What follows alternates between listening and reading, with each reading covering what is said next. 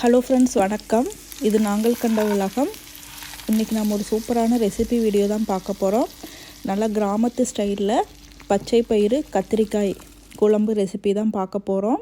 இந்த மாதிரி பச்சை பயிறு கத்திரிக்காய் குழம்பு வச்சா யாரும் குழம்பு பிடிக்கலன்னு சொல்லவே மாட்டாங்க. இப்போ வாங்க வீடியோக்குள்ளே போகலாம். எப்படி குழம்பு வைக்கிறதுன்னு பார்க்கலாம். நான் இங்கே இந்த கப்பில் ஒரு கப் அளவுக்கு இந்த உடச்ச பச்சை பயிறு எடுத்திருக்கேன். இது ஆல்ரெடி ரோஸ்ட் பண்ணி உடச்சி வச்சது. அதை நல்லா வாஷ் பண்ணிவிட்டு இந்த அளவுக்கு 2 தக்காளி ஆட் பண்ணி நல்லா மஞ்சத்தூள் ஆட் பண்ணி பாயில் பண்ணி எடுத்துக்கலாம். இந்த குழம்புக்கு புளிப்பே தக்காளி தான். அதனால் 2 தக்காளி நல்ல பெரிய தக்காளி ஆட் பண்ணிக்கோங்க. பாருங்கள், பருப்பு இந்த அளவுக்கு பாயில் ஆகிருக்கு. இந்த குழம்புக்கு நான் கத்திரிக்காய் எடுத்து இந்த மாதிரி நீள நீளமாக கட் பண்ணி வச்சுருக்கேன். ஒரு 6லேருந்து 7 கத்திரிக்காய் எடுத்திருக்கேன். இப்போ வாங்க குழம்பு எப்படி வைக்கிறதுன்னு பார்க்கலாம்.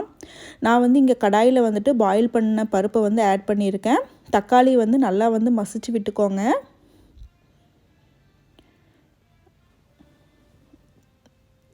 தக்காளி இந்த அளவுக்கு நல்லா மசிஞ்சிருக்கணும். இப்போ கட் பண்ணி வச்ச கத்திரிக்காயை ஆட் பண்ணிக்கலாம். இந்த மாதிரி குழம்பு கோயம்புத்தூர் கொங்கு கிராமங்களெல்லாம் மோஸ்ட்லி வைப்பாங்க. இப்போ வீட்டில் அரைச்ச சாம்பார் தூள் நல்லா ஒரு 2 ஸ்பூன் நான் ஆட் பண்ணிக்கிறேன். அப்புறம் அந்த குழம்புக்கு தேவையான சால்ட் ஆட் பண்ணிக்கிறேன். இப்போ அந்த குழம்புக்கு தேவையான வாட்டரும் ஆட் பண்ணிக்கிறேன். வாட்டர் ஆட் பண்ணி நல்லா மிக்ஸ் பண்ணி விடுங்க.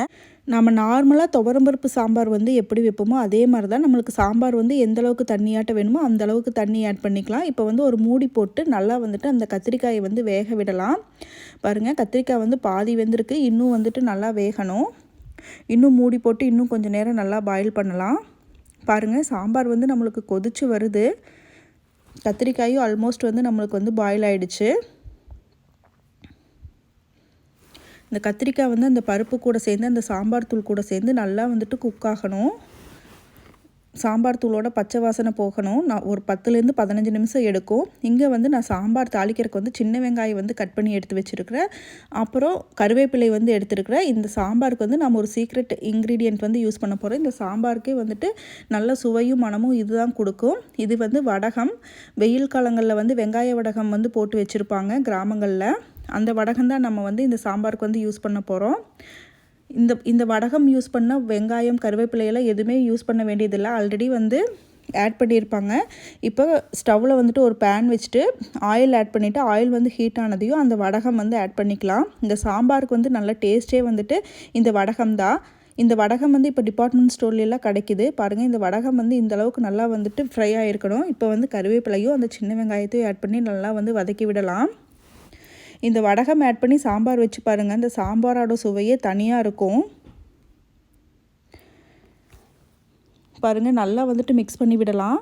இந்த வடகம் இல்லைனாலும் பிரச்சனை இல்லை. நீங்கள் வெங்காயம் கருவேப்பிலையும் வதக்கி போட்டுக்கலாம். இப்போ பாருங்கள், அதை சாம்பாருக்குள்ளே எடுத்து கொட்டிடலாம். நம்மளுக்கு சாம்பார் நல்லா ரெடி ஆகிடுச்சு.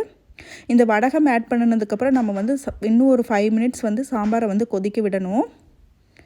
அப்போ தான் அந்த வடகத்தோட ஃப்ளேவரெல்லாம் சாம்பாரில் இறங்கும். பாருங்கள், நம்மளுக்கு சூப்பராக சாம்பார் ரெடி ஆகிடுச்சு.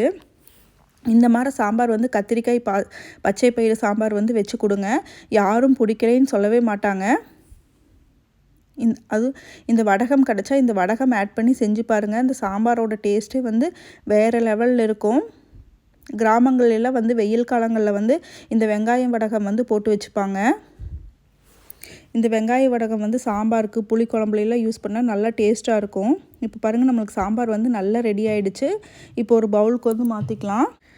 இந்த வடகம் ஆட் பண்ணி இந்த பச்சை பயிறு கத்திரிக்காய் குழம்பு வச்சு பாருங்கள். அந்த குழம்போட மனமும் சுவையுமே வேறு லெவலில் இருக்கும். எல்லோரும் உங்கள் வீட்டில் என்ன குழம்புன்னு கேட்பாங்க. அந்தளவுக்கு அந்த வடகத்தோட மனம் சூப்பராக இருக்கும். இப்போ இந்த வடகம் எல்லா டிபார்ட்மெண்ட் ஸ்டோர்லேயும் கிடைக்கிது. கண்டிப்பாக வாங்கி நீங்களும் இதே மாதிரி இந்த பச்சை பயிறு கத்திரிக்காய் குழம்பு வடகம் ஆட் பண்ணி சமைச்சு பாருங்கள். கண்டிப்பாக எல்லாருக்கும் பிடிக்கும். இந்த குழம்பு இதே மாதிரி ட்ரை பண்ணிவிட்டு உங்கள் ஃபீட்பேக்கை சொல்லுங்கள். தேங்க்யூ ஸோ மச் ஃபார் வாட்சிங்.